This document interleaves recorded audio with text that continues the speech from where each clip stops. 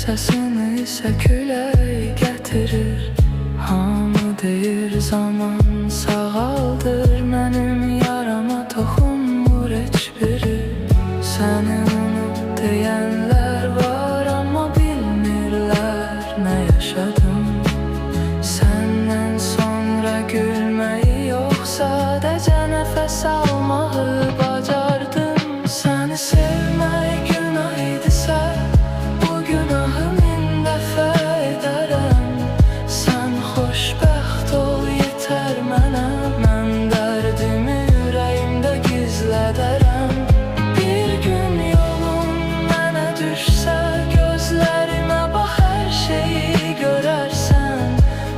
səni heç vaxt itirmədim, sadəcə sən məni seçmədin.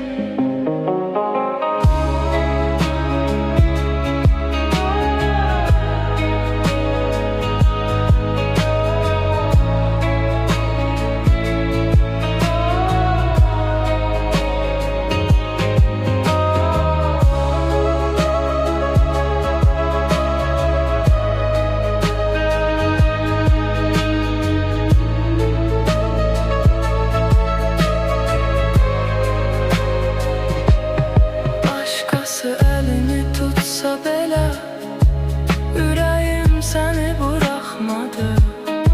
Səninlə bitən o hekayə məndə hələ də tamamlanmadı. Kaş zaman geri dönəydi, bir dəfə qal deyə biləydim. Bəlkə onda bu gecələr adını pıçıldamadan keçəydi.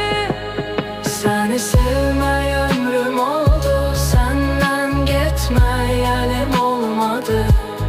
Bir ömürlük arzumsan sən, qismət isə mənim olmadı.